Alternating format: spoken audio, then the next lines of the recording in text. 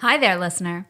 You're about to experience TADPOG. Tyler and Dave play old games, and there will be plenty of game talk, but also copious amounts of crude, off-color, offensive, and immature speech.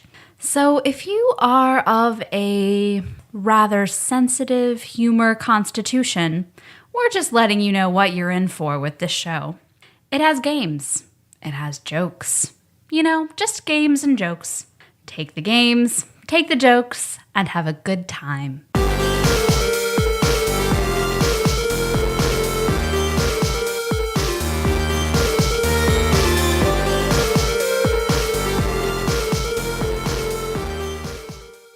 Hello, Internet, and welcome to another TADPOG Other Shit Monday Side Pig podcast.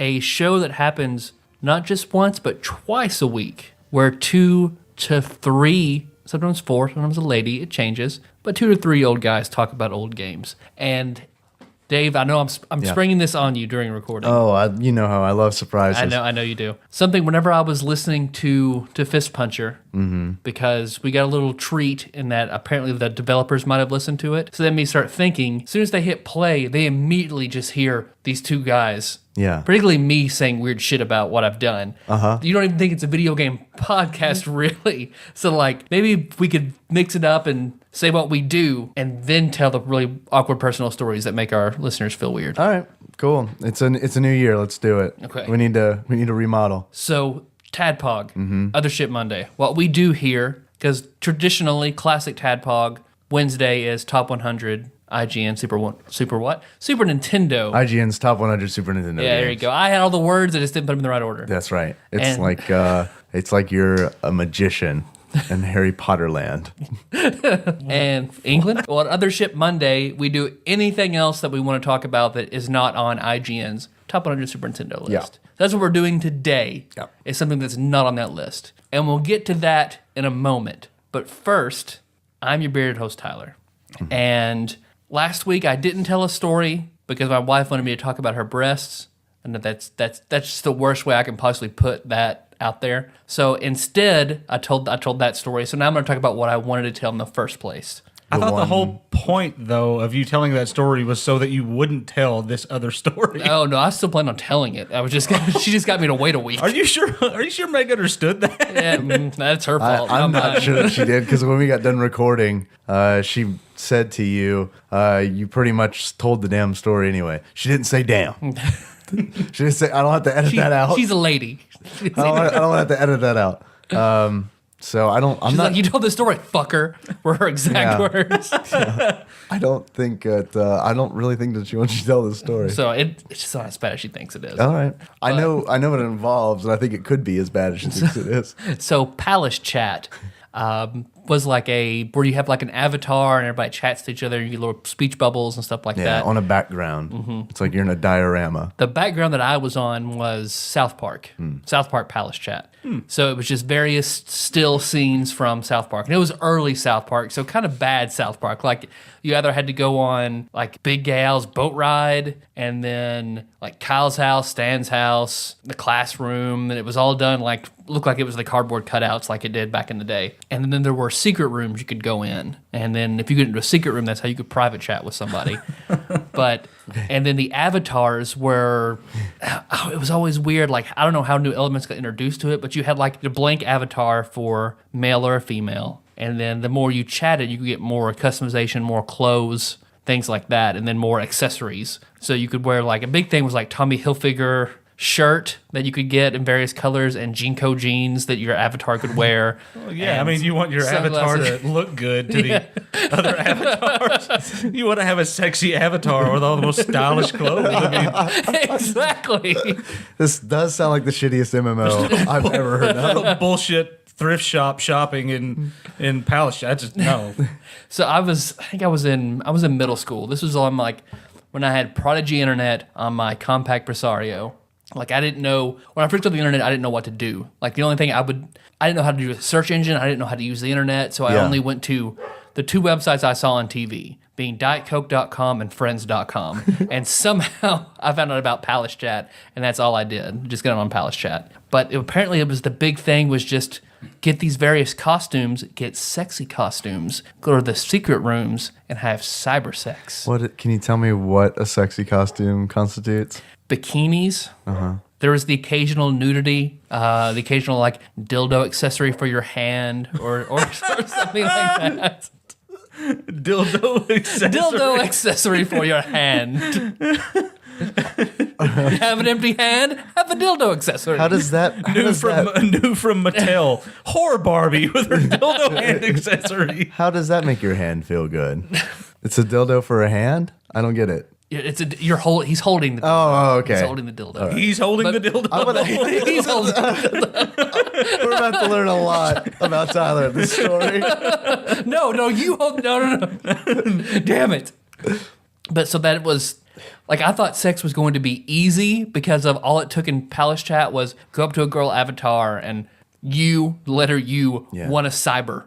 Sure. And then you would both go to a private room. If anybody else went in that private room, they would just see you had like a gray outline. And they couldn't see the text you were skinned. They would just see clothes change. It's very noir. Yeah. It was very deep, this Palace Chat. Eyes wide shut. So I'm sure the number of females on Palace Chat was extraordinarily low. Why? You saw female avatars, right? No one goes to the internet and tells lies. No. I mean, you saw plenty of If females. you're a boy, you only get a boy avatar. Right. But that's all. Most of my middle school experience was cyber sex in South Park rooms and Palace Chat. Well, how did it go? I never got turned down. How do you really judge that? How did it go? Well, I didn't get any online, STDs. I had plenty of cool accessories. Yeah. My Tommy Hilfiger shirt. Hand dildos everywhere. No, I mean, like, did any of those relationships blossom into anything meaningful? No names were exchanged. Except for Sexy Stacy. This is like She a glory hole. She was, I remember, it was Sexy Stacy. That was her name. Clearly, she was there for the purpose in South Park Palace Chat. Yeah. All right. I think before I introduce myself, I think we should give Miller a proper introduction. Yes. It's okay. One Ashley Shake never got. Right. He couldn't stop talking long enough. Are you going to introduce me? Or like, am I supposed to wait before I talk? Or do I just talk now? I mean, I'm already talking. So. Well, now it's ruined. You didn't introduce me enough. Well, guest starring today, we have Pilot Wings, The Walking Dead, Populous, NHL '94. One more. It's your podcast. How the fuck do you not remember? One more. Hey, I've gotten a lot. We've done like 67 episodes of this show. Yeah, but they're special when I'm here. That's true. They are Joe and Mac 2. Thank you. Nice. All right. I forgot about that one completely. Yep, Joe and Mac 2. I had, for some reason, I just thought of Caveman Ninja when I looked at you. And your eyes, they just communicated Caveman Ninja to me. I've got fire and nunchucks in my soul. Yeah, glad to be here. So what horribly embarrassing story are you going to tell about yourself, Dave? I'm Dave, your bespectacled host, just to make it formal. And You were Sexy Stacy. I was. That was good. Man, boy, do I wish, because I could never get past 5 dildo hand accessories.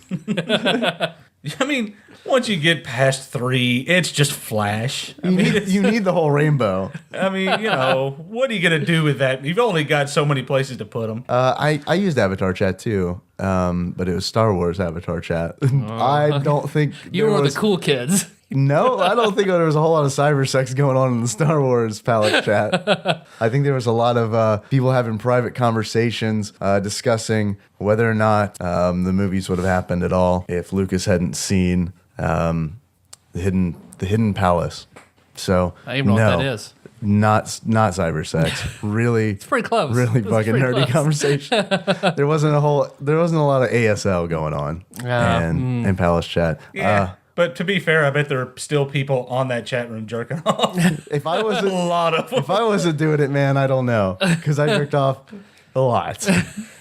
Basically, the only time you weren't jerking off was talking about that on Star Specifically, Wars Palace Chat. that was sacred. Palace Chat was sacred to me. But I did pick up a lot of I think the proper terminology is fly internet honeys off of IRC Chat. Yeah. Nice. Because Paducah had a channel that a friend of mine started, and man, There were definitely some girls on there, Tyler. You were missing out.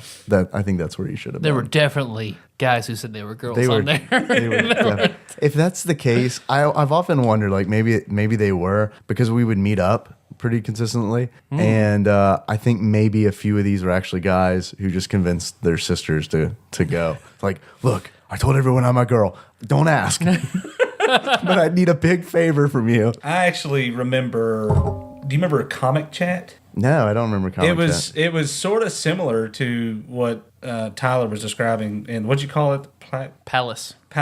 Sort of similar. And for some reason, I want to say it was Jacob York that told me about comic chat. But it was essentially you were on a comic slide and you would speak. Like in dialogue balloons? Yeah, and in shit? dialogue balloons, yeah. And I remember that. I don't remember doing a lot of trolling for whores on comic chat. Not much cybering.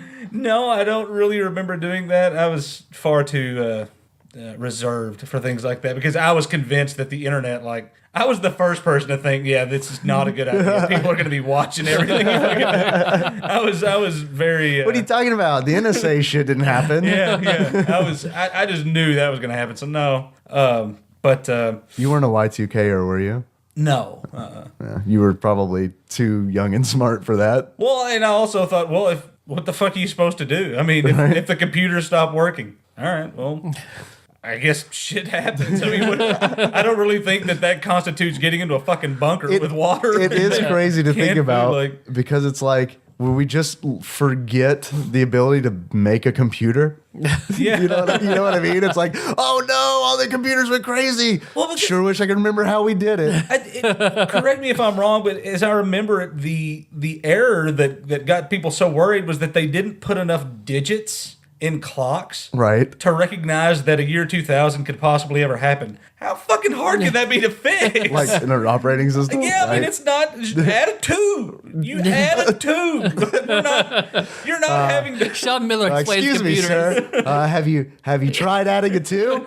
Yeah, I mean, it's like the South Park episode. You got me thinking about South Park now, where the internet goes down and Stan walks up and just unplugs the modem. Oh my god, that's one of my plugs favorite it back episodes. Yeah. Just the that is hand-drawn really- pornography part is just oh man. Yeah. That is one of my favorites as well. I did want to share a story because I told you Yeah.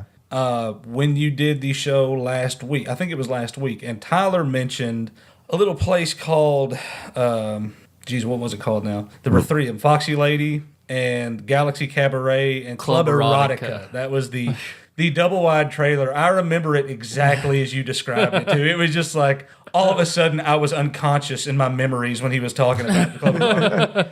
And there was one time that I went there that I remember it. I think you were with me, and I can't be sure. Miller's pointing at Tyler. I'm pointing. I'm sorry. I'm sorry. Where's the cameras? We went there with a girl that I think you graduated with, Tyler, who was very, very reserved, very, very high class, cute girl in high school with us. Do you remember this at all? Yeah. Obviously, She was none of those things you just described. Oh, yeah? Really? But yeah, no. She was in my class. Yeah. She was none of those things. Oh, really? Yeah. This Okay. isn't the girl who sent in a death threat to you, right? No. No. I'm not talking about the one that was working there. Oh. Okay, No. never mind. No. I know what story you were going for. I could have shared that one. There's so many. There's so many. This is why I was telling Dave. I was like, I've got a lot of weird stories of random shit that happens because You were really excited when you heard that story because I remember we were at that party. It was at Shake's party. Yeah. Right. I remember clearly. Thank you, Miller. Yeah, buddy. But you were very excited to tell me that you had like a plethora of Club Erotica Yeah. stories. And when I say that, it sounds like I was there all the time, but it wasn't. It's just every time I went, some weird bullshit would happen. This girl had never gone to a strip club in her life, never been to one. And the only one we can find that's open is this Club Erotica. It is exactly as it was described, double wide trailer. There was a metal pole in the middle, and it wasn't a stripper pole, by the way. It looked like somebody had taken down a street lamp and just put it in the middle. It's like a tether ball hanging off of it. Metal folding chairs. The bar looked like something that was just thrown together out of random cedar planks.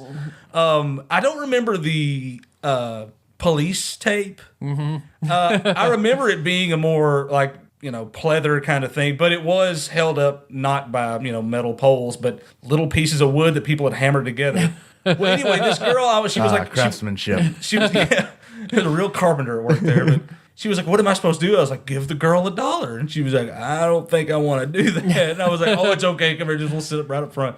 So we get up there, and she's clearly just freaked out by what's going on around her. And I was just like, here, just take this $1 and give it to this. It's not a big deal. She's going to take it from you. She just give it, and it's a nice thing to do. They're trying to put their way through college. But just give her these girls were not in fucking college. I tell you that. If they were very non-traditional students. So she's like, okay. So she very timidly puts her hand up with a $1 bill. The stripper comes, waddling over to her. That's a good description. Yeah. The Oswald Couplebot of She takes the $1 bill, throws it in the girl's lap, who's with me, jumps over, gets on her knees, puts her face in her lap, and just starts motorboating her legs right up in there. And then, of course, a minute later comes out with a $1 bill in her mouth. The look of horror on her face I'll never forget that. It was just, I felt immediately happy and sad, like on polar opposites. It was the weirdest feeling. A little responsible, maybe. I felt bad that I had done that, but I was like, she would have never experienced that if I hadn't brought her here. That is a life experience that she can claim to nobody that she had at one point. And I hope that to this day, whenever anyone asks, do you have a little piece of advice, or is there a motto that you live by? I hope that her answer is never take $1 from Sean Miller. Anyway, just wanted to share that. Anytime I come back, I'll try to remember another more hilarious story. I was about to say, I hope this is a reoccurring segment when you come on the show. I'm happy to. Miller stripper stories. Someone's got to come up with a good name for that. Because Josh Edwards had actually asked, more stripper stories. It should be a segment. So we can claim this is in response to his request, although we really had no idea. The fans demanded it. Because the fans demanded it, yes. All right, so today we are talking about a Super Nintendo game. Yeah. It's kind of weird. We don't normally. Yeah, I don't think it's the first Side time. pig. Mm-hmm. So, but the difference being, this is not on IGN's top 100 Super Nintendo games. Right. It is the strange anomaly as to... I've investigated other lists. It is on every other Super Nintendo, top 100 or top 50 list. Yeah. It's always on there, but it's not on IGN's. If you remember the Populous episode, I remember who it was that called in, Yuki's cousin maybe, talking about your favorite JRPGs and what games do you think were tragically left off. And this game, you mentioned, I think he actually said Secret of Mana, then called back and said, I misspoke. Secret of Mana is on the list. It's Secret of Evermore that's not on there, and that is completely tragic. And I 100% agree, because some of the fucking games you guys have had to play, never mind the 4 that I've had to play, the ones that you've had to play, it's just like... So we're playing Secret of Evermore. Yep. And do we want to go ahead and get into the discussion of whether or not it belongs to the list? Because you got a good point, Miller. I think it belongs on the list too. And I think I've got a couple of reasons I think that it wasn't. Okay. Because I 100% think it should be on the list. Oh, I agree. I don't think we should have gotten to it yet. Oh, no. We're on the list. I think that it might have been overlooked by IGN because I remember when it came out, it really wasn't received super well. It was not, yeah. It got pretty decent reviews across the board, but no one was going crazy over it. It got decent reviews, like in the 80% from almost everything that I looked at. Yeah, me too. Going back, which is not horrible. No, not at all. But it's also... how many Square RPGs are on the list? Well, all of them. Yeah. All of them. Except for... But I think one of the reasons, I think you're definitely on the right track, because there are a shitload of Square games that were you can see, received incredibly well. And back in the day when it was good old Squaresoft. Right. And Yeah, not Square exactly. Enix. This game, Secret of Evermore, came out, it was sandwiched in between Final Fantasy VI, which came out in 1994, and Chrono Trigger. Well, actually, technically it's not open base sandwich. Chrono Trigger came out 2 months before this game. That is okay. a really, really fucking hard act Yeah. to follow. I think the timing on this It's game a pretty was just- impossible Super Nintendo act to follow. holy Yeah. shit. You're talking about two games that were both, I think, in the top 10. Oh, yeah. On this list and in every They're list both you'll top see. 5 on this list. Yeah. The whole reason I think also that it probably wasn't as well received and didn't get as much attention, we'll probably learn here in a minute once you start to do a little A segment. little segment. Yeah. I used to think it was your favorite segment. Is it still your It's, favorite of segment? course, it's my favorite segment. I mean, stripper Now there's a stories- stripper segment. Stripper That's- stories yeah, is that's going to my be my favorite segment from here on out, but sure. All right, guys. I do have a little segment I like to call Dave Reads from Wikipedia. Choo, choo. Thank you. Yeah. We need to invest in a train whistle. Yeah, like a light. I think I do a damn good job. Fuck off.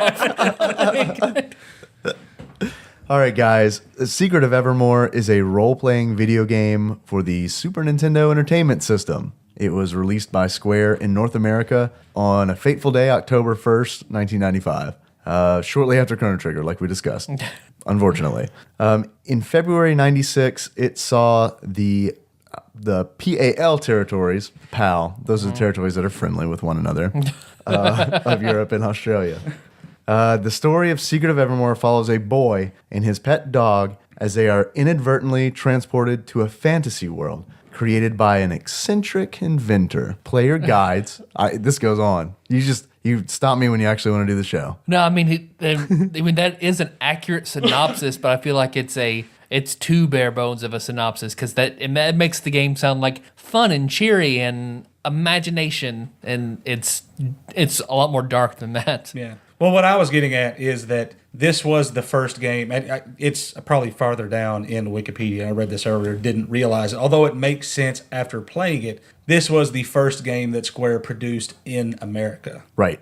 Yeah, fully developed in Fully America. developed in the U.S. and not Japan. So when you see, it's set in a U.S. city, Paducah, USA, which that really speaks a lot, I think, to what Japanese people, like, when I thought that, I was like, Japanese people think we're all just fucking idiots. Unless they made the character 500 pounds, like, it couldn't have been any more fucking stereotypical of, America, Paducah, Paducah, USA. He's on his Walmart rider scooter or whatever, McDonald's cup in his hand. Oh, Dunkaroos. Man, Dunkaroos. Remember Dunkaroos? No. Yeah. Dungaroos?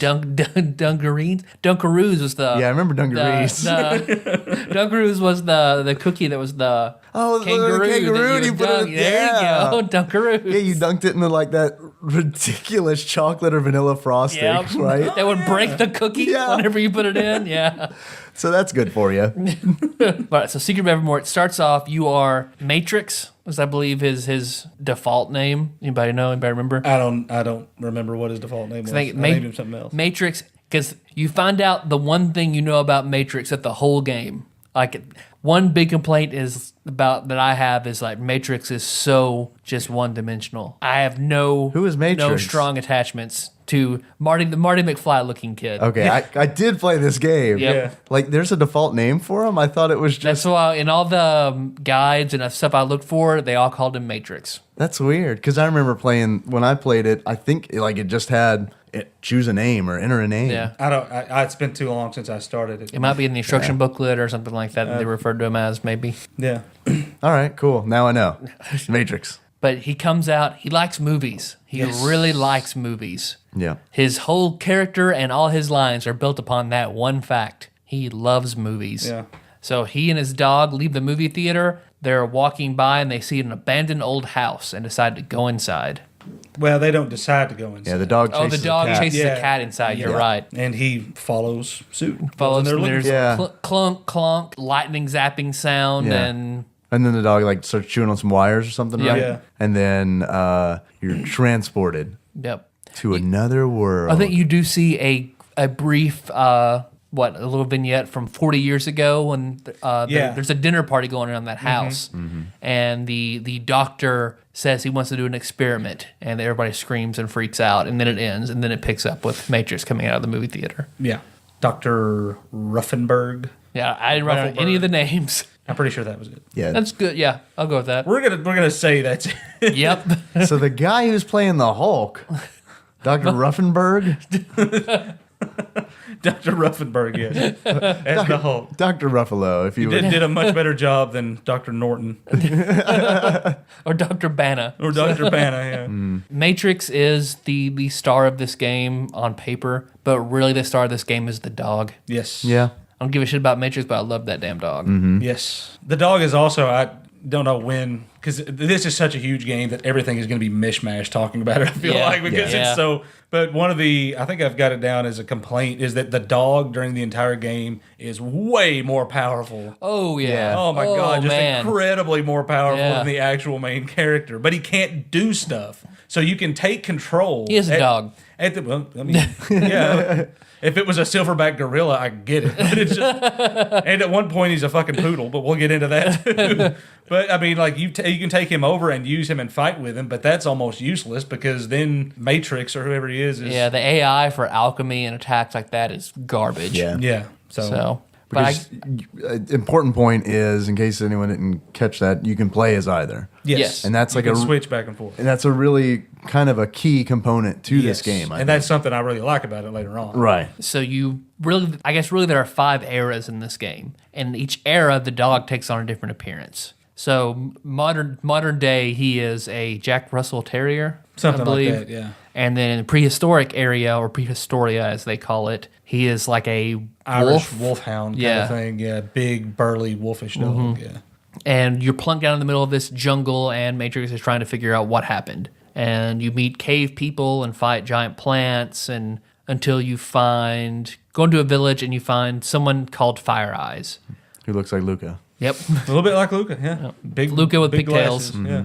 And Fire Eyes, I forget her actual name, like Elizabeth. Yeah. She was the doctor's granddaughter in the original experiment, and she's been in Prehistoria for 40 years and hasn't aged, hasn't changed. Mentally, she's developed. She's not like a little girl, and she wants to help you get home back to Podunk. And Matrix throws in all sorts of references to like, oh, this is back like Revenge of the Space Mud Monster, Skippers, yeah. 6. That's all he does is bring up references like how this is like a movie he saw. That's Right. it. All Matrix Yeah. does. Which I really liked. You seem annoyed. I got a kick out of it, but that's Yeah. all. It's all he does. Like, Yeah. there's no like development for development, Matrix. yeah. I don't get attached to Matrix. I don't even care if he gets back to Podunk or not. Fuck this guy. Yeah. Now, I want to get the dog back to Podunk. That's all I care about. the dog seems to be enjoying himself, though. I think the main character of the story, I think it could be argued, is actually the doctor. Because you meet his entire family, essentially. You meet his servant. Like, the damn game opens up with him. Oh, I guess you're right. He doesn't go to Prehistoria. First off, he's in Omnitopia. Right. First off, in like the futuristic world, and the doctor is you phase in. It's like a space station, You're basically. in a and talking to the doctor won't talk to you. His butler immediately ushers you out into the trash room, and where you pick up a bazooka, Right. and fight something, and then get sucked down the trash chute and plop down into Prehistoria. Yeah. But I don't know that I would go as far as to say Dr. Ruffenberg or Buffalo. Dr. Ruffalo, Dr. please. Ruffalo. I'm going to say that from now on. I don't think you can really argue that he's the main character because that would be like nobody watches The Wizard of Oz and says the wizard is the main character. No, because he's not. Well, I know. Dorothy is because she has a story. Right. But yeah, if you're looking at like people who have a valid storyline, yeah, you're right. Because I don't think the kid, Matrix, sponsored by Toyota, by the way. I don't think he really had much of a story other than like just going home. Yeah, Like, all the companions. to be fair, I did not finish this game. So I should probably It's be. okay. I'm You've like, only had 6 months to do it. Which we should. I want to just mention how this game how this episode came to be. Please. We talked about doing this months ago. Very first talked about it. I think we actually talked about doing it before the Populous episode, which was number 80. I think on the list, and now you're at 50. So 30 weeks ago. And now. where are you going with this? I'm just saying, I've been ready to go, and you fuckers were dragging your feet. Well, this, I was. Tyler was being good. I was dragging my feet. Well, this game starts off incredibly strong. And you could tell people they cared about it. They had money to put toward it. It was great. The first half to like 50 to 70% was strong. And then it takes a nosedive You can tell, like, Square, the team that developed was like, fuck, we are almost over budget. Just cut and paste, cut and paste, cut and paste. Don't care. Finish it. I know. Get it out. I read that they originally intended for the game to be half the size that it is. That Because would make way more sense. They were originally intending for it to be a multiplayer game similar to Secret of Mana, where one player could control Matrix and the other person could control the dog. That would have been fun. Hell yeah, it would have. But they cut it out because they nearly doubled the content in the game. So it makes me sad to hear that 50% through it takes. Yep. Because maybe they should have just stuck with their original If they had done concept. their original, I think it would have been a commercial success. And I think but to me, the things that hurt it are a lot of just really nonsensical, kind of like the forest maze. If you remember that part, the forest maze or it's Gothica. Yep. Just 2 hours worth of nonsensical going back and forth, and unless you look up how to get through it, which I did, I said, "Fuck it, I gotta look this up." I did it too. It would take you forever to find your way through there. There's a maze like in the sewers in Nobilia. It is extremely maze heavy for no reason. That's them just trying to fluff up the content. It just becomes mazes of you running back and forth. Yeah, I encountered the sewers, and I got through the sewers that you're talking about, and it was shortly after that I stopped playing. Right after that is the forest maze, and it sucks. Okay.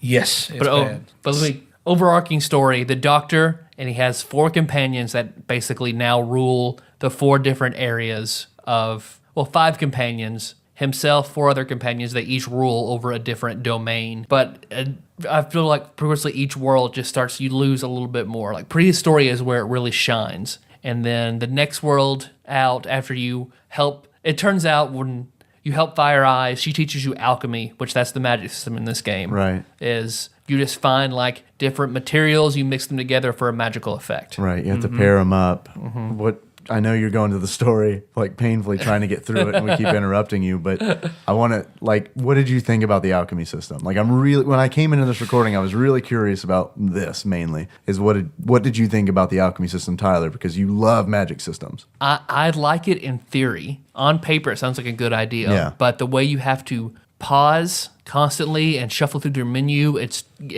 breaks the momentum, shatters it into pieces. I agree.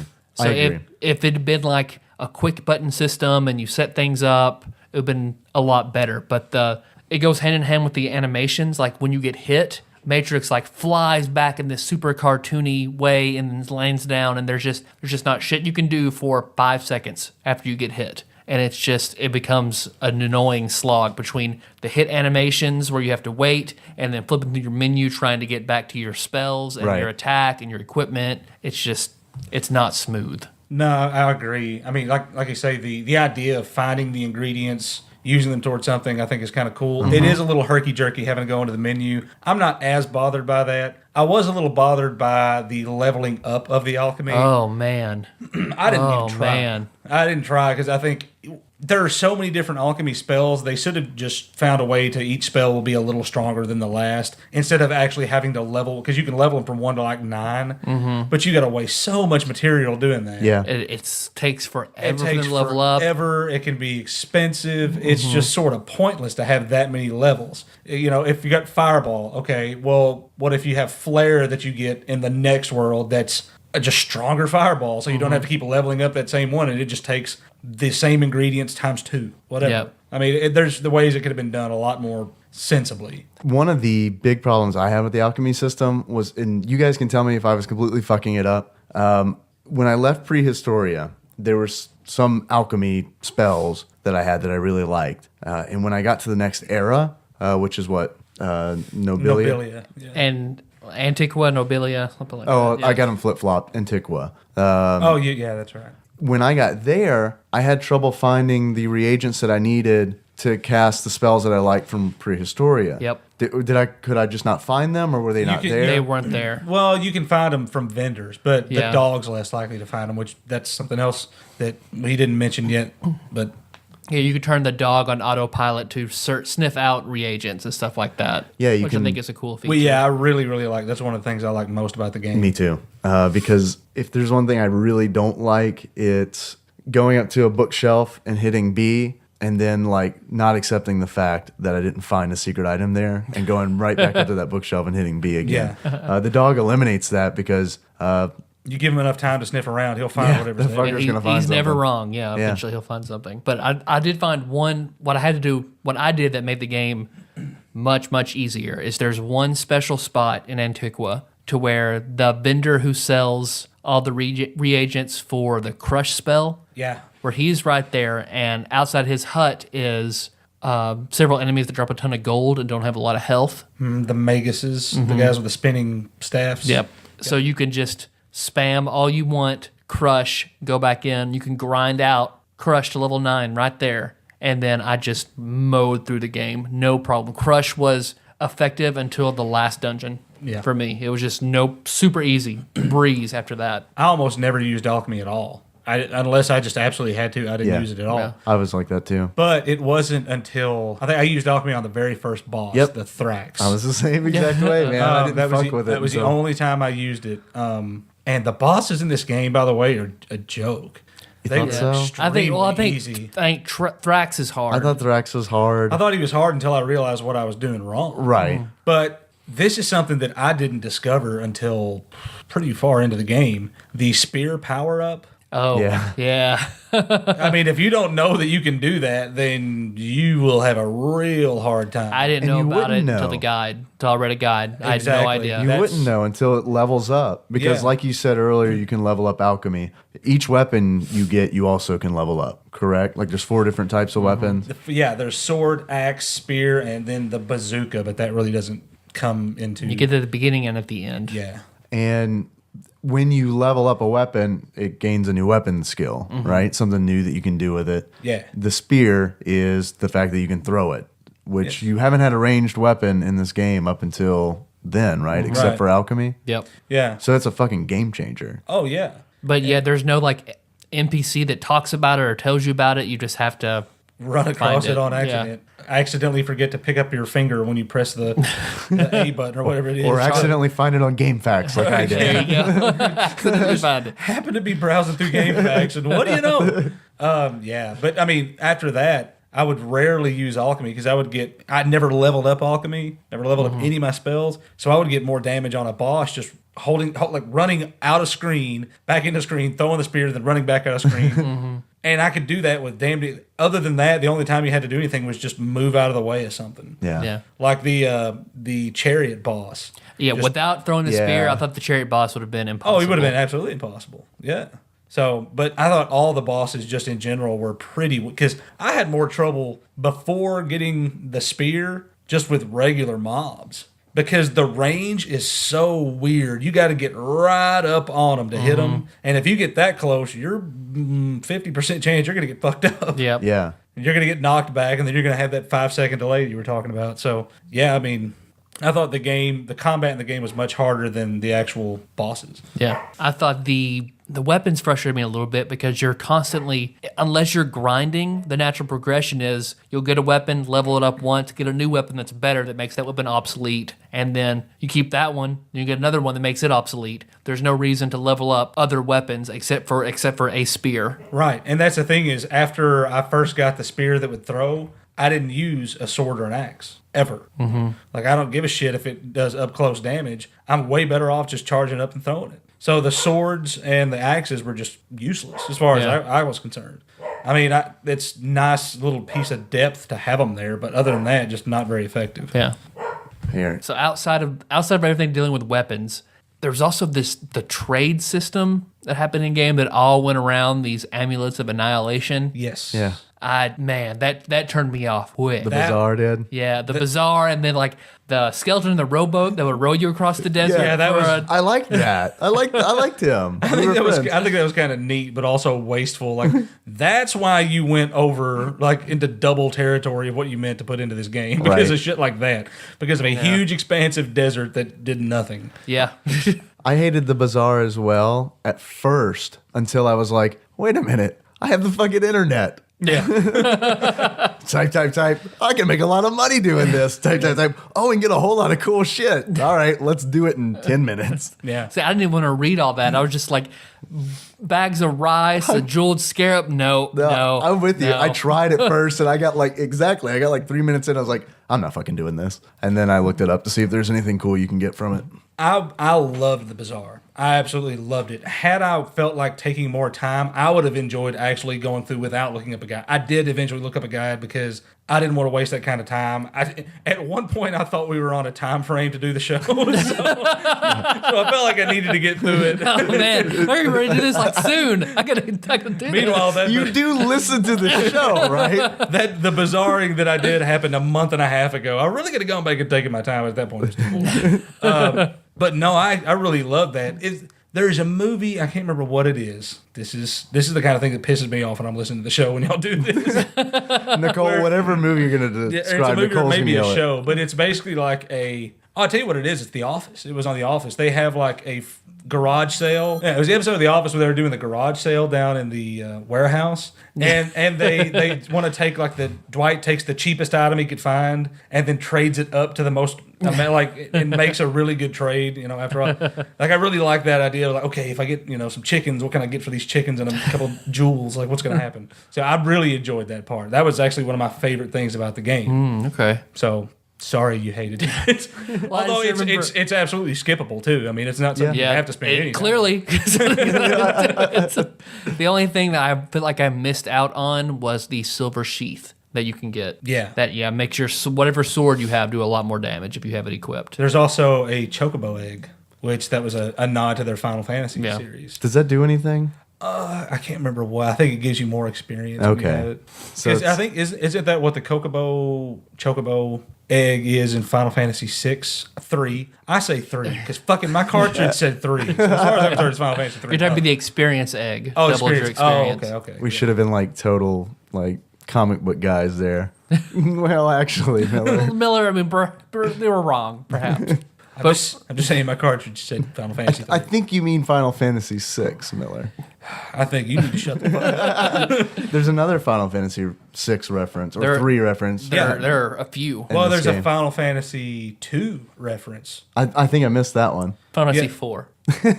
Miller, Final Fantasy IV. motherfucker. That's the biggest reference is probably that one. Yeah. I must not have gotten to it. It's Cecil in No shit. in Nobilia. Cecil is there. You don't see Rosa, but he references Rosa as his wife, and he's running an armor shop in Evermore. Yeah, you buy armor and gear from him. Yeah. Did you see the Final Fantasy VI crew in the Coliseum? Yeah, I didn't notice that till you sent me the screen cap. No, I think I read about that. Though, Yeah, somewhere. Mog and Strago and Yeah. Locke and Celeste, I think, Yeah. are hanging out in the Coliseum audience. Yeah. So it's a nice throwback to all the other Yeah. square hits. I like it. like that part. yeah. But really, overarching theme Secret of Evermore, every companion is out there in a different part of the world, and there are evil robot versions of them that are trying to take over. So in each different scene of history, then you're trying to defeat the evil robot companion. That's really all it comes down to. And once you defeat all of them, you find a little gnome type guy who builds you a rocket ship, and you can go to the first area again. Space station. Yep. I think it's Omnitopia. Yeah. Because let's see, your dog is a wolf in Prehistoria, looks like a greyhound Right. in the next one, and then a poodle Pink poodle. in the one after that, and the last one he's like a toaster. He's a toaster, yeah. So But it's a toaster that fires. the goddamn toaster is lasers way out of more his- powerful than any other form. He fires lasers out of his back.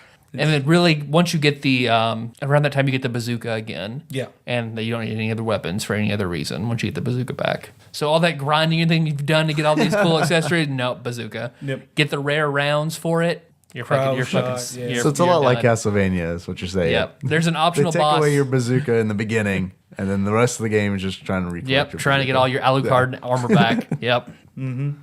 We need to do that for another ship Monday sometime. Symphony of the Night? Yeah. Castlevania.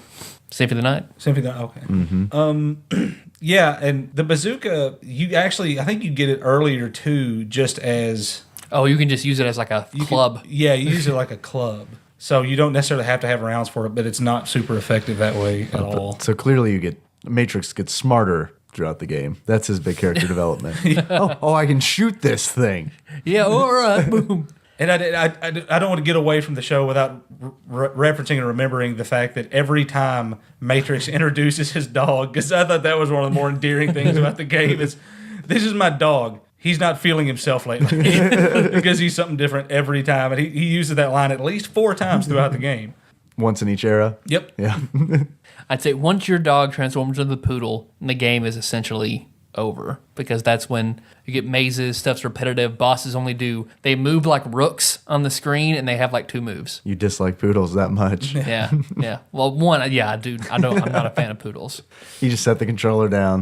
No, Poodles, I'm out. done. Yeah, I mean, Call my brother. He can play with the poodle part, and then I'm done again. I agree. I mean, there's a lot of parts after that point that it does. And at one point before you go in the spaceship or the shuttle to send you up to the spaceship, you have to go back to areas you've already been to collect pieces. That seemed really I hate useless. it when games do that. They just want to add more time onto it, so you just have to maneuver back through the same dungeons.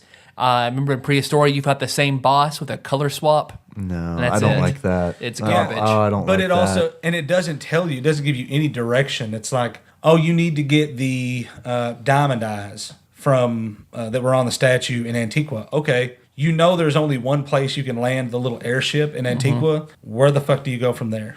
It would take you a long time to figure out where you were supposed to go, to find out where you were supposed to go, to find out where you're supposed to go. One strongman NPC has taken the eyes and retreated and become like the god of these gremlin people. Yeah. And that boss battle was infuriating because Yeah. he stands in the middle and throws rocks at you. Yeah. And then the little gremlins come out No, and he get doesn't you. throw rocks. He throws the gremlins. They're called oglins, I think. Oglins. Yeah, he Not throws goblins. the Oglins. But you have to move these teleporters, and one will happen to randomly teleport you where he is. But it's random. Like it might take you 2 minutes. It might take you 2 hours. It's Yeah. completely random. It's awful. That part is very awful. I think it took me 40 minutes before it put me up on the right platform. Oh, God. Yeah, it was awful. So really, I mean, I think the game is pretty stupendous. Yeah. The first 50%. Yeah. And then it's just, if they had compressed all that together and kept the original scheme of playing the guy and the dog, Yeah.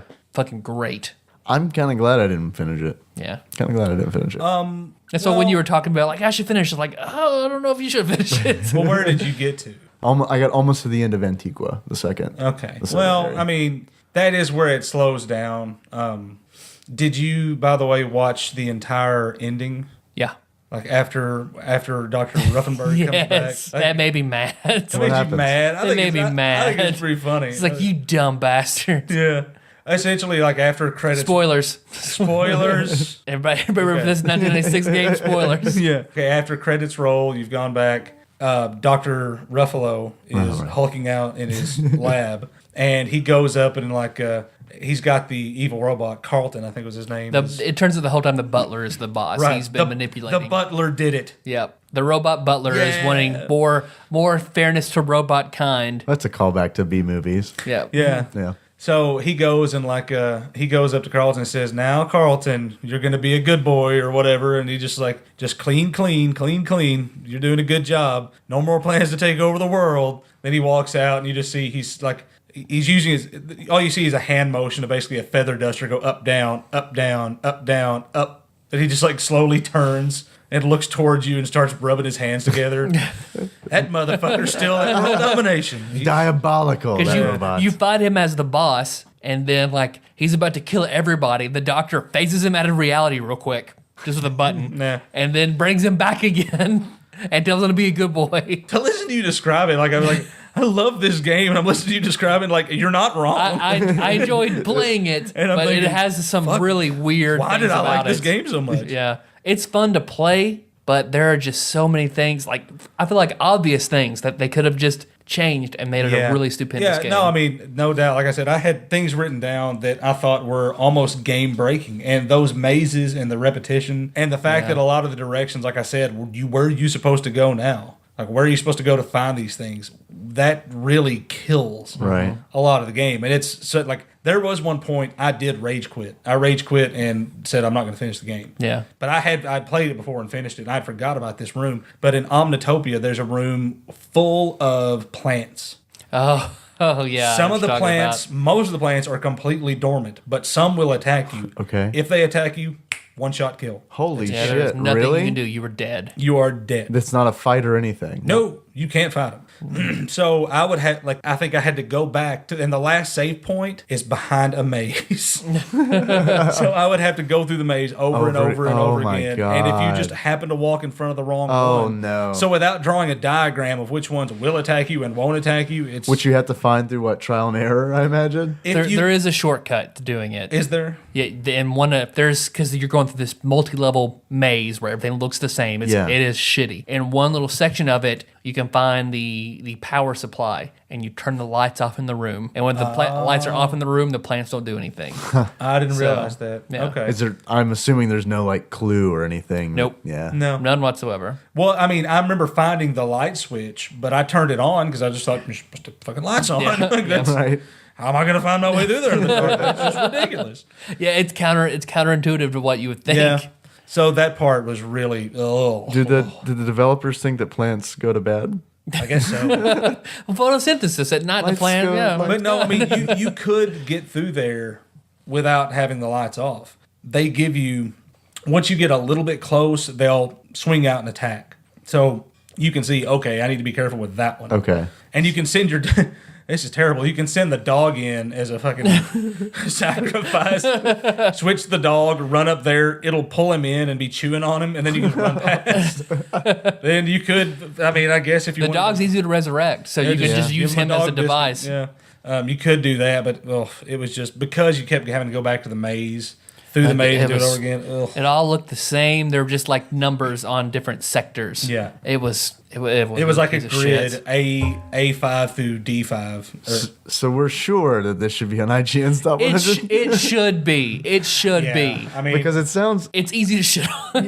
you're painting a grim picture here. yeah. Well, see, but here's the thing. To me, I've got all these complaints because I care about this game, because I think it is a good game and could have been made better. Yeah. Like, it's for Joe and Mac 2, I didn't have a lot of complaints because I just didn't give a shit about that game. I mean, it's like this is not the kind of game you can have feelings for. It's just a game you play. This, like, you can get into it. There is a story. It's an RPG. And I think, of course, you know me. I mean, anybody that listens to the show and when I've been on knows I'm an RPG guy, specifically MMORPGs. Wait till your interview. Wait till your interview. But I love RPGs. So, but another thing about this is that I think why it probably didn't get as much attention, it did stray from a lot of the other Square normal things, like the fact that there wasn't turn-based combat. Right. That was not something. I mean, Final Fantasy, Chrono Trigger, all the more popular ones are all turn-based, and most. Well, I don't know if I'd say most, but a good percentage of RPGs from this era were turn-based combat. Yeah, definitely. So the action combat fit into an RPG world. The action combat, I think, probably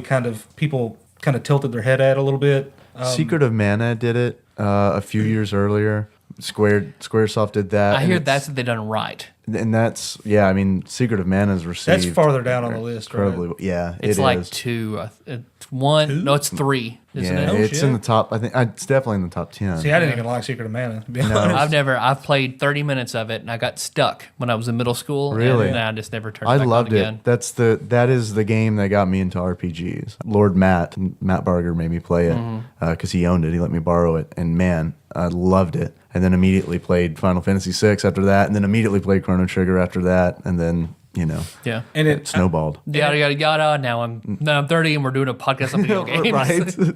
it also has only a single person. You don't have groups. You're not picking up people along the way, which Right. that's one of my favorite things about RPGs is who am I going to get to find to join this motley crew of adventurers? And what girl I I'm agree. gonna name them after? Yeah. Yeah, exactly. What girl that I've been swooning over in middle school for years am I going to name this one after? Yeah. So I mean, I could see that it strayed from probably the normal what people thought of at the time a little bit too much. And it being an American development, I wonder if people, when this game was actually released in other places, if they really got it, because like the pop culture movie references kinds of things, Right. like that's something kind of funny that people can relate to. I don't know how that translates. Yeah. But that's what I didn't mark that down as one of the good things before I realized that there was an American developed game. Was like there wasn't just like horrible translation issues. Turns out there's a reason for that. That is refreshing, though, isn't Yeah. it? Because when I was playing it, I was like, wow, I know what's going on. Like, there's no question about what's going on. The story is very clear. Because really, if I were to compare it to another game on the list, I would say this is every bit as good as Illusion of Gaia. Oh, yeah. I think it's, I think it syncs up with better Illusion than of Gaia. Illusion of Gaia, Yeah. from what I played at From least. like just comparing the issues of like story and things like that, I think they balance out. Okay, so So I would put Secret of Evermore higher on the list. Okay. But I think it's as good as Illusion of Gaia. Okay. Yeah, I didn't really like Illusion of Gaia that much. I see what you're getting at. I mean, it's a more similar sort of setup, but yeah, I like it. I would almost, well, I was going to say it made me think of Earthbound just because of the more modern, like, this is one RPG where you're not in fucking fairyland. Yeah. Where you're not, and where you are is actually historical. So, you know, there's not, it's not the same kind of things you would see in a Final Fantasy or Suikoden or things like that. Yeah. So I thought of Earthbound. I didn't play Earthbound. It's a science fiction setting as opposed to a fantasy setting. Right. Well said. I also don't think it was marketed well. Have you seen there's a television commercial for the game that is on YouTube. So if you haven't seen it yet, definitely check it out because it does have game footage in it and it's a proper representation of the game, but everything else is so like horror. It's really bizarre because it gives you the impression that it's a horror game, which it really isn't. It could have started off like that, Yeah. but Yeah. it changes pretty quickly. But like there's a scene where like the cave dog comes out of the dog. Like it's kind of like your regular dog is wearing a cave, like there's a cave dog wearing a regular dog suit and it's like bursting out, like its head comes out of the other one's mouth. So check it out. So the director played the first 5 minutes of Secret of Evermore and then made a commercial. Even the soundtrack, I saw the album art for the soundtrack and it's got like this, it's separated, it's divided in half, right? You've got a top half and a bottom half. And the top half, it's this like angry looking dude's, the top of an angry looking dude's face, right? And it's on red. And then down below, it's this like snarling wolf.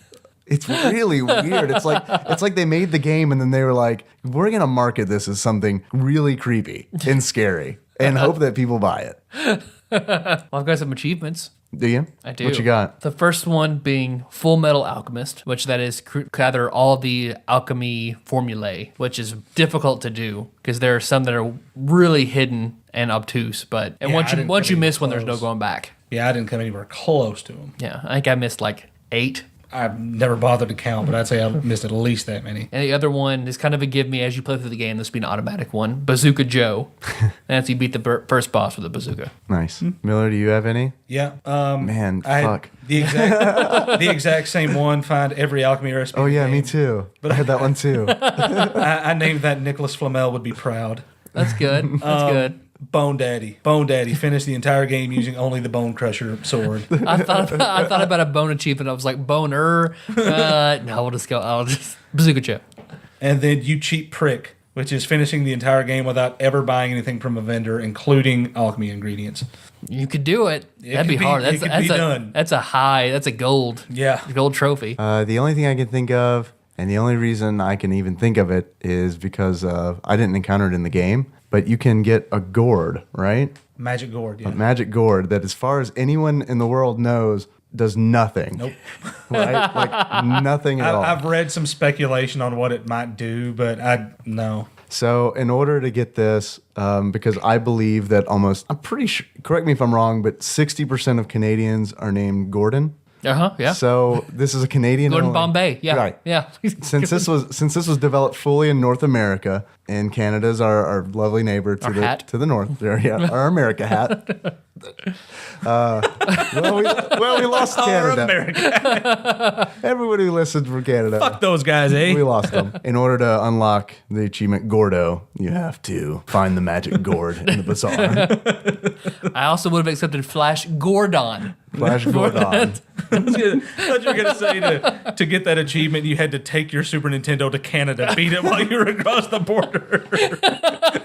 Yes. That would be an amazing Yes, achievement. actually, that is what I meant. I like that. Tyler, Yes, Dave. we've talked a lot about Secret of We Evermore. recorded a podcast today.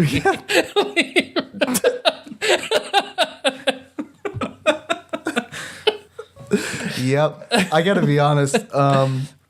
This is not one I'd recommend to new listeners. No, I love it. I had a great Okay. time. This is a great podcast. Great. We're positive. We're on the Great. plane of positive energy here. Yeah, I mean, let me just say, I hope Tim Allen's not listening to this one. Like, if he could skip an episode, I hope it's this one. And it's all on me, honestly. But Tyler, Yes, Dave. we recorded a podcast today.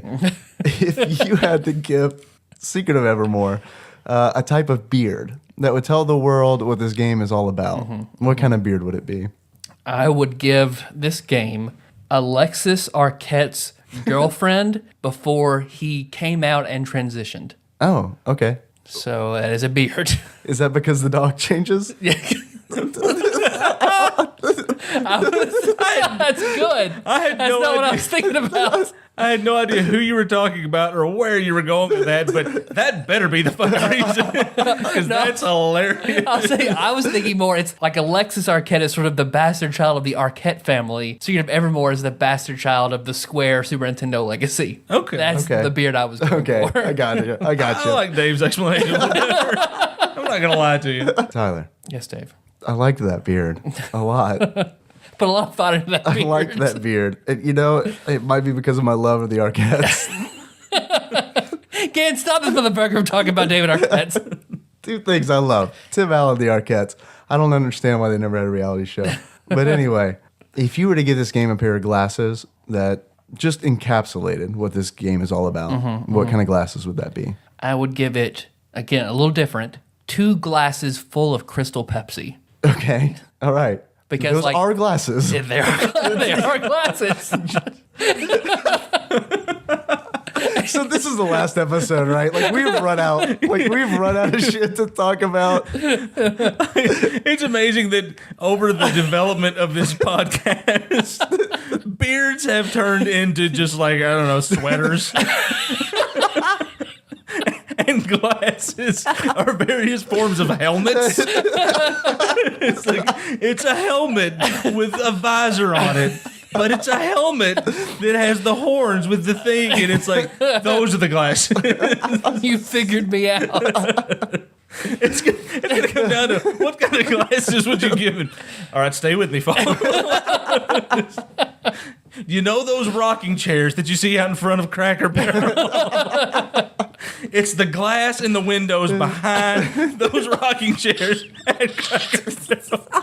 And when a little kid looks through them and sees all the cool shit in Cracker Barrel, he really wants. Something I would do. He really That's wants. very much something I would do. He really wants that slide whistle, but his mom won't buy it for him because he knows it'll be too loud in the house, and his dad's gonna get super pissed and take it away from him. That chair, the car that's parked in front of that chair, has a rear view mirror on it. Okay, that's enough. I honestly think that you should just edit the last 4 minutes of this episode and then just release that as the episode. Crystal Pepsi. Crystal Pepsi. Had a lot of buildup and then just died. Had a lot of promise, this Crystal Pepsi. And you've got 2 glasses of it, and you don't like, the first glass is okay, the second half is not any good. Oh, okay. But you have to drink it. You have to drink it. Yeah, unless you're me. And what's so sad? That's the perfect analogy, too. All right, Oh, that's God. all I got. Some people called us. Yeah. Do we have time? Yeah, we'll make time. Okay. I'll cut it all that stuff we talk about the game. Yeah. First call. How's it going? Tony.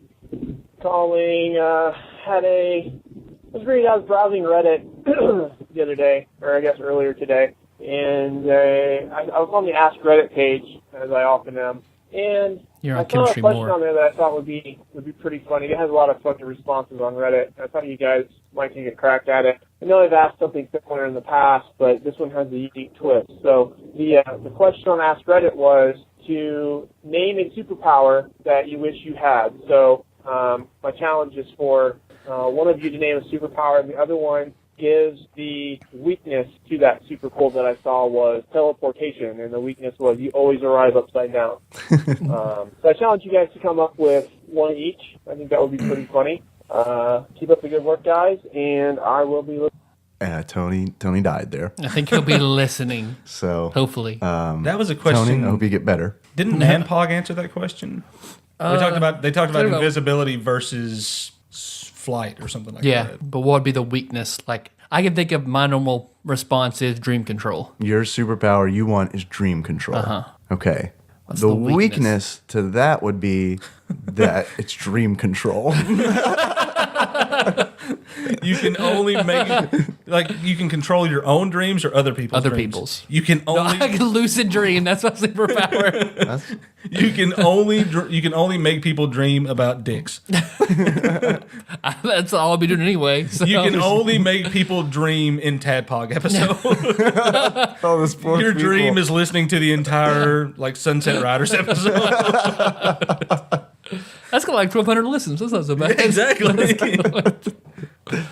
What about Dave? Mine has always been multiplication. I want to be able to multiply numbers because I can't do I it. never learned 8 times 8. That one was always tricky for me. 64, I got it now, No. but as a kid. You flip through notes. 64. I know it. Yeah, if you could just edit in a little pause there, rapidly flipping through Notepad. But the weakness to, like, if you were multiple man, Yeah. I guess couldn't that subtract. each yeah, you could never get rid of them, or that each one had half of all your stats and half of all your lifespan. Copy of a So copy. you could multiply enough. You could make 1,000 copies and they all die in a minute because you've reduced your lifespan by I don't 1,000. care though. You just help me out because all I want to do is dominate those fuckers and bend them to my will. Now I can. Much easier. Dominate Or those unless it- multiplication problems. Unless you're, Dominate those motherfuckers. They're going to sit down with me and do flashcard exercises.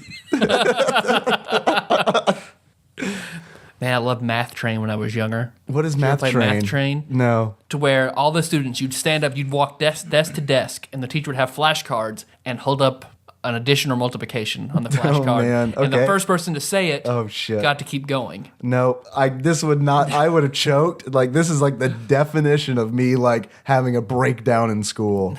I would fucking choke and just stand there and stammer until I got sent to the principal's office in tears. The way you're describing this, like, you can have any superpower you want. What would it be? I'd be able to multiply. Like, that must have been pretty fucking horrible for you in elementary school. If you're willing to just forego super strength, telekinesis, I want to do math because I was humiliated. It's a cornerstone. Yeah, it was. It really turned my life. Shoo. Math Train. Math Train. So if you answered it correctly, you got to go. Yep. If you didn't, what happened? You sat back down, and See, the that's just- kid kept going. So the first person to make it all the way across the classroom won. And you enjoyed this. I did. Okay. Can we? No, never mind. I don't want to do Math Train on the show. The three of us played Math Train. I almost just like got dangerous there. I did not want to play Math Train. Fuck. Miller, Yeah. do you have an answer? What would your superpower be? I've thought long and hard about this because I'm a sad person. If I had to have a superpower, I think it would be telekinesis, actually. I think that's the most, like, somebody might say super strength. Well, I can pick that giant boulder up with my fucking head, so why would I want to be Weakness. super strong? It doesn't work on boulders. Yeah, it doesn't work on boulders. It doesn't work when I need it to. Like, if I ever see somebody trapped underneath a car, it just doesn't work. But if I'm just, like, sitting here and I'm like, oh, I wonder if I can lift up that chair. Cool. Or it only works in one direction. You can either pull it or you can push it. Oh, I like and that. That's it. Like force powers. I can lift things with my mind. I just can't set them down with my mind. So I can lift something up, and then if I let it go, well, it just fucking break. But I think you'd be more frequently using it to lift chairs and shit and just showing it off, right? Because how often does it's a someone party get, trick. Yeah. I mean- How often does someone get trapped under a car? Almost never, right?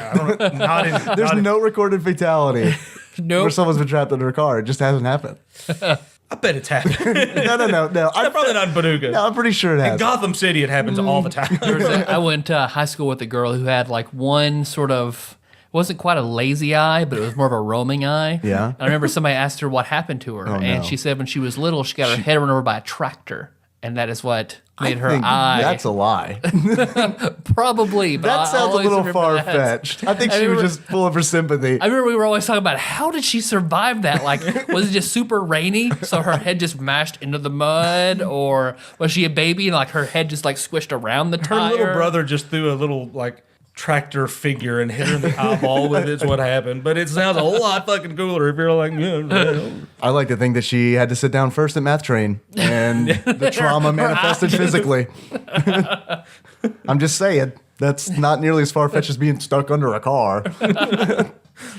Thank you, Impresario Tony. Yes, thank you. Hello, Tyler, Dave, Beards and Glasses.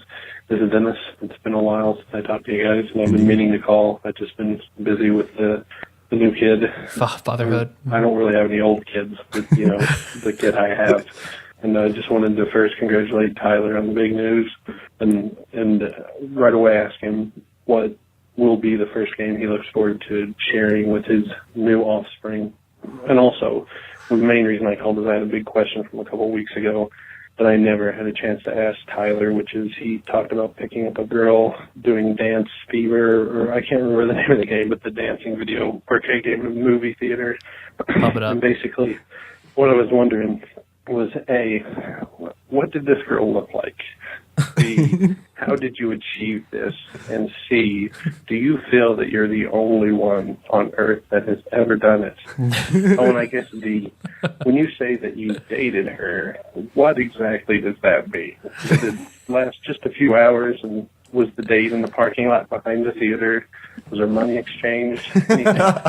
All right, guys. Well, I still love the show. Sorry I don't call in more. Just I get super busy with everything, so take care and keep doing a good job, I guess. Talk to you guys later. Bye. All right, Tyler, you got a lot of questions. All right. Well, what game would I share first with my son? That's a big fucking question. Or daughter. You got to teach them fundamentals. I can't start them out with Earthbound Chrono Trigger. So I'd say first is probably got to be a Mario game. Okay, Some kind of Mario game. It's got to be the best one. Which Mario game is the best Mario game? See, what I would say, I don't necessarily think is the best Mario game, but I think what I would start off on is probably Super Mario World. Okay, which I think is a really great excellent one. game. I wouldn't say it's my favorite one, Also not my favorite, but an excellent but one. a really good one. It's good basics. It's not Mario 3 can get complicated, so I feel like the colors and there's Yoshi and there's enough there. Super Mario World. Okay, not Mario's Missing. No, God, I watched the show notes of like that fucking game. Great, I get to post it again in the show notes. And Dennis's question about the Pump It Up girl. Yes. That is a long story. I will give that next week as my intro. Sweet. Okay. So it's a story. But I would like to It's a mention, story.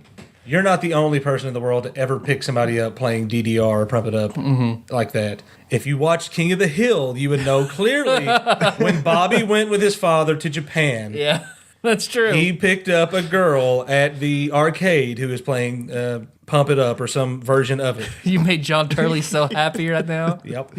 Because she kept saying, we always say things like, Kaidaru. Like, she always says, Dansu? Dansu? I don't know if that's actually the Japanese word for dance or if they're just putting in a racist U at the end of the word dance. Well, when Ashley Shake gets to this episode in like 2 years, he'll tell you. No. But thank you, Lord Dennis. And technically that was already a story. You already used it as a story. So that's not fair. You can't use a story twice, man. No, there's more to the story. Okay. All right. It's so you're holding back. You're like EA. You're holding back your content. It's if I were to tell the whole tale of heartbreak and woe and just teenage angst. All right. I'm looking forward to that. Okay. It's just an entire John Hughes movie. TADPOG, Baby Dips calling again. I did share your Monday episode, the one with Ashley Shake on it, so on Facebook. So I appreciate the lack of buttholes in the description. So I did share it. So just so you know, I'm a man of my word.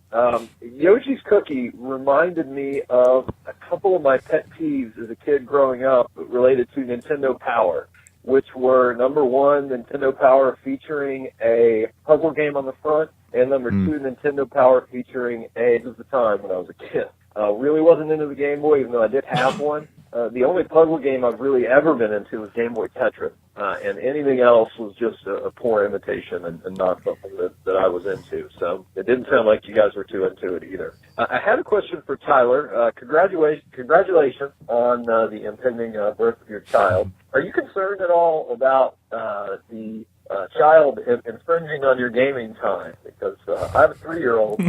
She was born 13 days prior to the release of Fallout New Vegas. So you could still kill someone with the daggers that were shot my way. The day I came home from work, opened the package, installed it, and tried to play it with a 360 controller with my forearms in a V shape to balance my infant daughter while I played New Vegas with the 360 controller on the PC.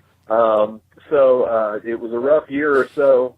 Now I've managed to find an equilibrium of being able to play and take care of my child without feeling like a deadbeat dad. So that's good. But hang in there. Thanks a lot, and talk to you guys later. Bye. I want to point out before you answer anything, your child isn't even born yet. Nope. And already people are telling you to hang in there. Yep. How does that make you feel? About what I've always suspected. Yeah. So, Okay. Yeah. All right. So you are prepared then. No. Okay. Oh. Nope. Look at the guy. I just imagine. The baby Dib said, like, I hate the Game Boy. I mean, I had one. Like him just holding it just disdainfully, like, I hate this fucking piece of shit. He just didn't have his Ghostbuster house. That's the problem. True. There is a good picture on Reddit of a guy playing 360 with his child Yes. on his chest. I'm thinking the same thing. He's got like a baby Bjorn or something, Yeah. right? Well, I love the pictures on Reddit of when you give the kid, once they get old enough, I guess, to do that, give them a controller that's not hooked up. plugged in. And they'll just sit there just staring and mashing buttons for 3 hours while you're actually playing the game. I was that kid, by the way. Oh, yeah? Yeah. I could totally, whenever we go to Pizza Hut, they had an arcade machine that I always wanted to play. My parents would give me a nickel.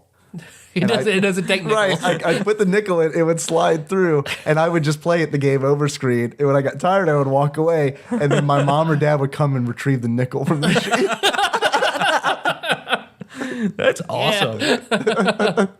No, the baby Bjorn is a good idea. I've also, my mom lives about 10 minutes away, so I'm sure she'll be glad to come over and just hold the baby while I play Steam. Yeah, I'm sure she'll be thrilled about that. So it's I was like, Mom, it's for work. TADPOG is work.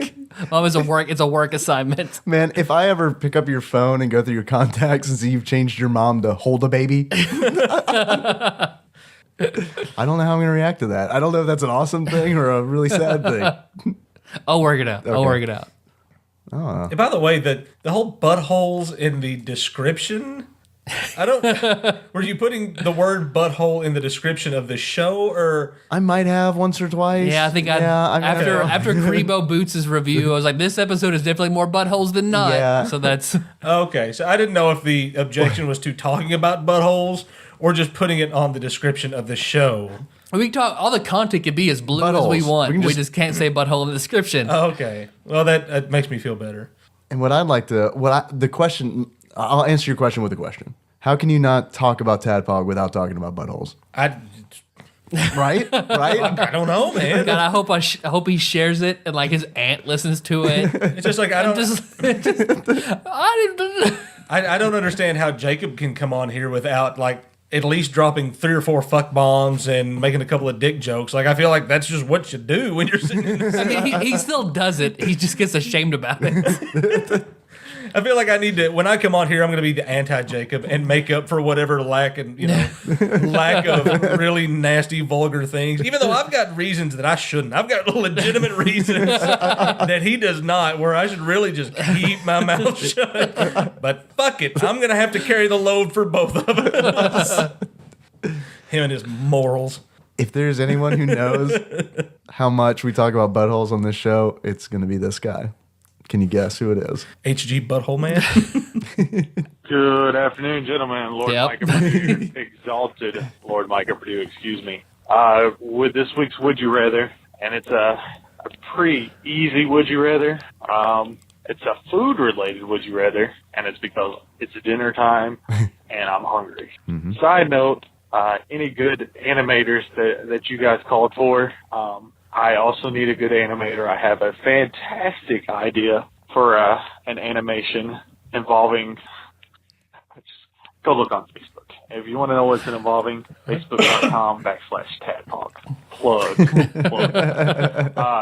This week's Would You Rather. Would you rather eat Taco Bell would you rather eat Taco John's? I know not everybody is going to know what Taco John's is. I think it's pretty much just kind of around here. I know I you know guys they were in have Madisonville. There's one in Princeton. I'm pretty sure there's one in Paducah. I thought they were everywhere. I'm actually going to go with Taco John's just because Taco Bell has gotten to the point that it's almost McDonald-like and it's so mass-produced and everything tastes exactly the same. So, yeah, Fat Boy wants Taco John's. There's my answer. Look forward to hearing from you guys. Keep up the good work. Talk to you later. I think we've talked about this personally Yeah. several times. Although I think my answer changes a lot Yeah. because it really depends. Like, because right now I could totally eat Taco John's. I love Taco John's. I have Taco John's nearly every Tuesday because Taco Tuesday. it's Taco Tuesday. It's just what you do on Tuesday for lunch. You just do it. It's like buttholes on TADPOG. Right. It's just what you do. Buttholes. It's what we do. Bumper sticker. Actually, if we could just all be quiet and isolate that, I want to use that as a bumper or something in the future. Buttholes. It's what can't fucking do it. Buttholes. It's what we do. Taco John's always stands high for me just because potato Olays. Yeah. God, yes. Yes. So I will get potato Olays at Taco John's, and then I will go get tacos at Taco Bell. Those Doritos tacos, man, they're crazy. Yeah. They're crazy. I'm more of a good. soft shell taco guy, but I like the Cantina Bell burritos at Taco Bell, and then I'll get potato Olays. I've taken to asking when I go to Taco John's for some of their potato Lay season in a little cup. Oh, really? They'll do it, huh? They did it for me the last time I was there, and dude, because they always spice them just a bit too little. Yeah. So you put that because that's what makes those potato Lays so amazing. Oh, yeah, you wanna Spice bathe in that oh, shit. my God, it's so good. So next time, ask them if they'll do that for you because it's. That's the reason I will pick Taco John's every time. And I also want to say, look, Exalted Lord Mike, we got more than one Taco John. Yeah, We have two, right? Or do we have three? I think we have 3. I'm out of touch with the Taco John's ley lines. I need to go reacquaint it. There's the one right down the road from here. Yes, I have one pretty much next door where Trainsy lives. There's another one close to where Josh and Nicole live. Right? There's one over by the mall, isn't there? There was one over by the mall. It's gone now, though. So, yeah, I think we're down to 2. Down to 2. Yep. Down to 2. That's also how many Taco Bells we have. So the war wages on. Yep. Yeah, I thought Taco John's was everywhere. Although everywhere I drive south of here, Taco Tico is a thing. Yeah. Yeah. Taco Tico is all over the place. Yep. I've never there actually once. been to one. I didn't like it. I liked it as a kid because we had one when I lived in Louisiana. There was one, and they made a taco burger that I was so in love with hamburgers. Something I clearly grew out of. Clearly don't like hamburgers anymore. But their taco burger was off the fucking chains. It's like Bob's Drive-In. Or that's a Fiesta burger, I guess. Yeah. Yeah, and their Fiesta burgers, delicious. If you're ever in the Paducah area, give Bob's a free plug. Drop by Bob's. So Mega Elixir. We'll take it to Bob's. There you go. Taco John's and then Bob's.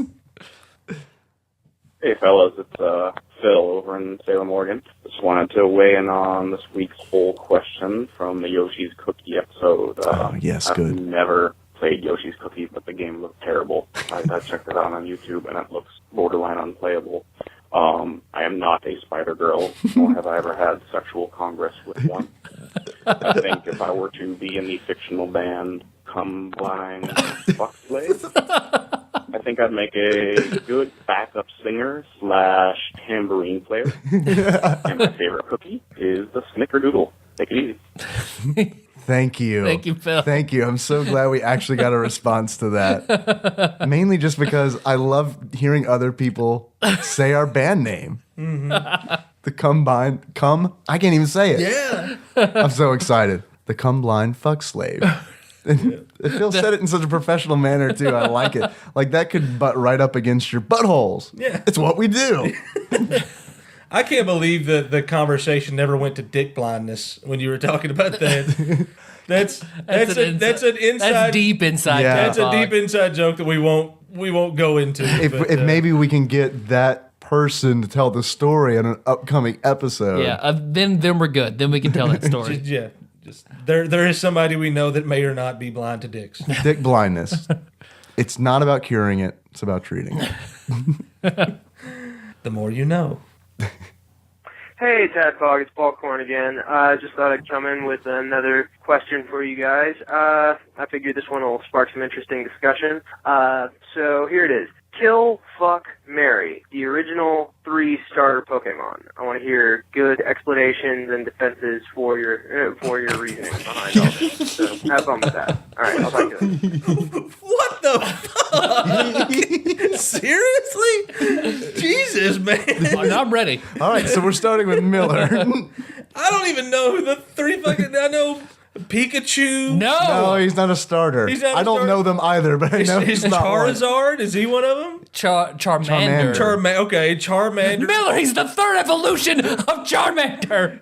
How do you even live? Is there a Squirtle? Squirtle, Yes. Squirtles. Okay. Those are the 2 that I know. You can't forget Squirtle. That's just such a great fucking name. Bulbasaur is the 3rd one. Bulbasaur will definitely kill, right? No, so I think you gotta kill Charmander. He's gonna burn your dick off. So you gotta kill Charmander. Does he have fire inside? He's got a fire tail. Imagine there's gotta be some heat coming on. So you can marry. You don't have to kill him. You can marry him, and then And I'm gonna kill him. You know he'll never cheat on you because he'll burn their dicks No off. one else will fuck him. I'm gonna marry Squirtle.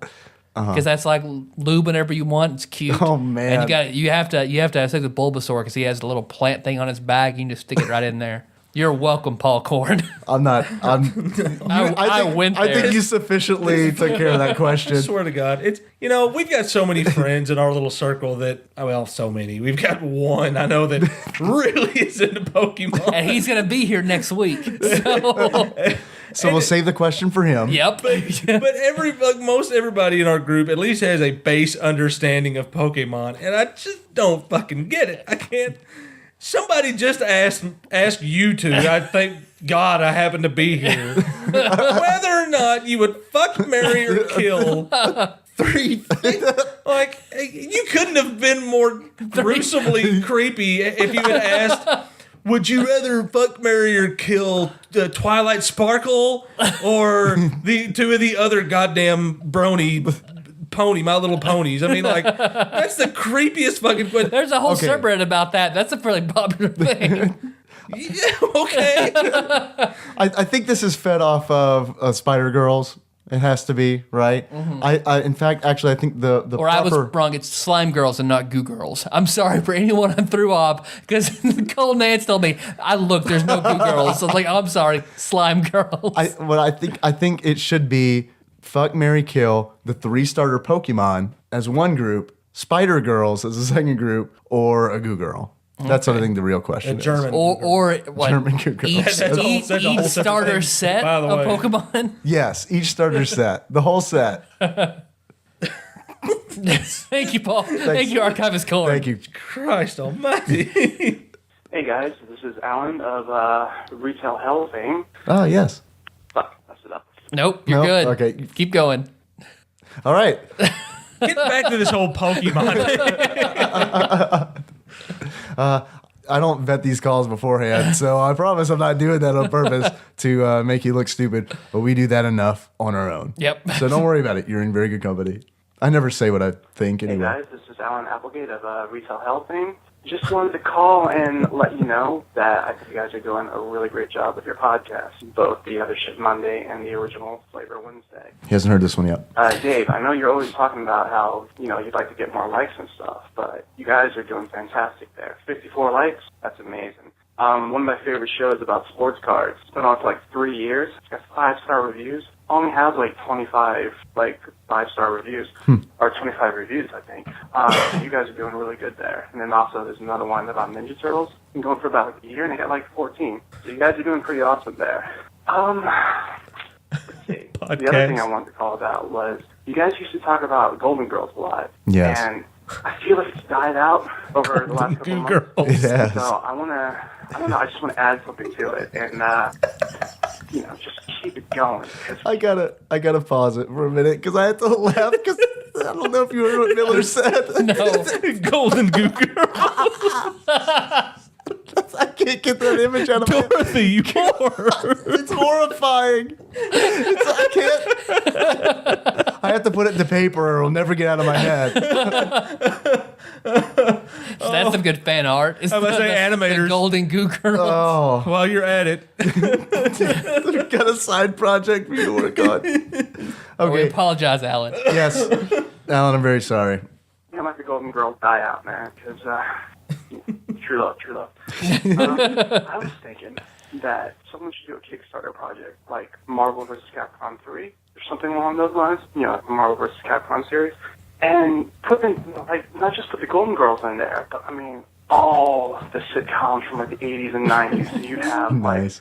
the Golden Girls, Tooth 7 cast. If you wanted to do like console exclusives, you could have like Balky and Cousin Larry from Perfect Strangers in there. You could have, like console exclusives, and it'd just be crazy. Oh, and like you guys were talking about recently, Home Improvement. That would be awesome as well. Have like the cast of Home Improvement in there. Have the boys as playable characters. Have Tim Allen in there as well.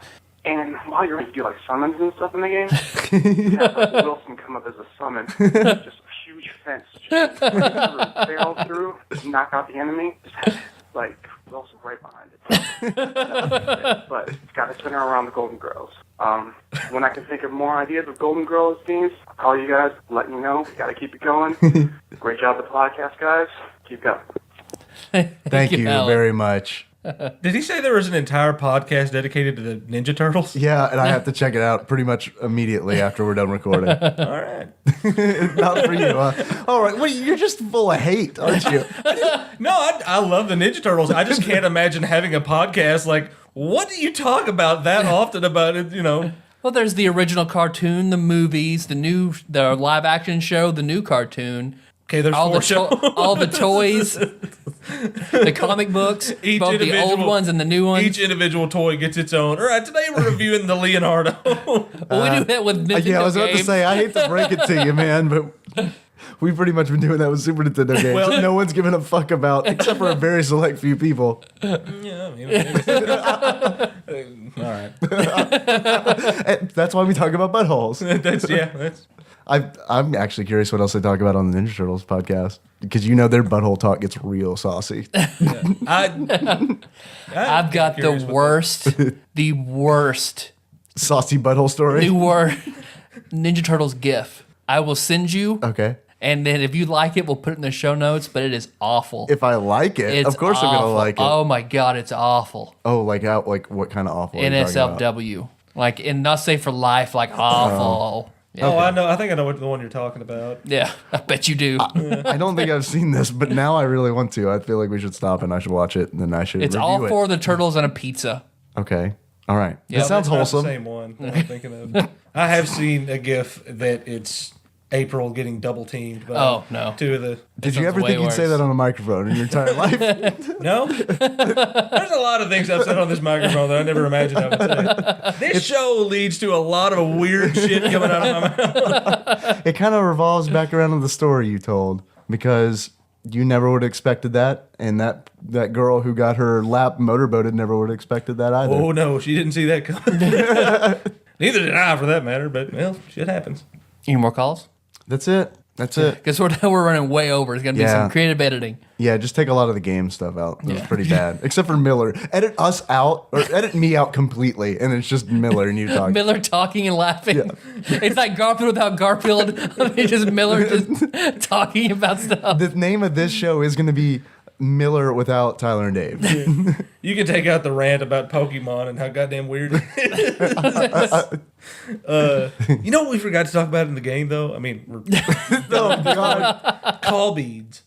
Yeah, they were made like they were a rare and big deal, and they were pretty much useless. Yeah, they were kind of the answer to summons from Yeah. Final Fantasy. I thought it was neat that they had those. It was in the neat, game. but they Didn't weren't do very much. good. Also, by the way, I like the idea. I like this Home Improvement playable characters deal. I think that is, if there's anything that we need, I think we need to cross Shaq Fu with Home Improvement and do the fighting game right.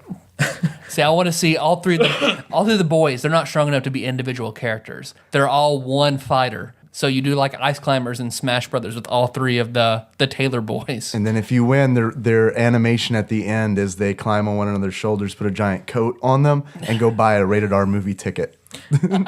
See, when he was talking about that, the first thought that popped into my mind was Estelle Getty's head crudely pasted onto Chun-Li's body. And, like, that would be an entire game. Just take various people and just crudely paste their faces onto various Street Fighter characters. I like it. I imagine I would see that on Salty Bet. Yeah. Thanks for listening, everybody. You can find the show on iTunes or Stitcher. So you don't miss the next episode. We'll be talking about IGN's 49th ranked game. Correct. Zombies Ate My Neighbors. No? Super Bomberman.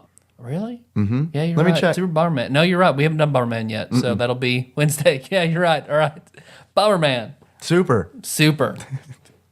While you're there, don't forget to subscribe, give the show a 5-star rating, write a review, an honest one, hopefully a 5-star. That's what you think of us. Good things happen. Glad that we have more than a Ninja Turtles podcast. I'm sure it's an excellent show, but I mean, we gotta have the most, right? Yep. We gotta have the most. Gotta have the most. Gotta have the most. Don't go rushing off to 5-star review those guys, all right?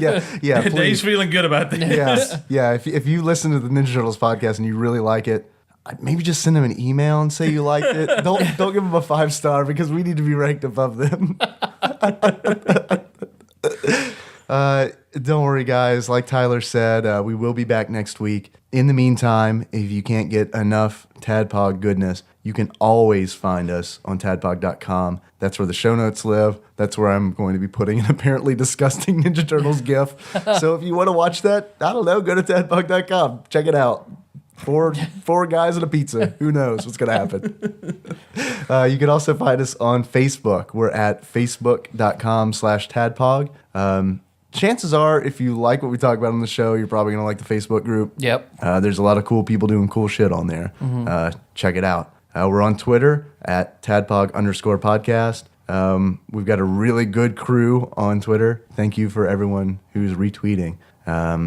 We've also got a phone number, Tyler. I feel like we've been getting more calls since we've actually been giving the number. Yep.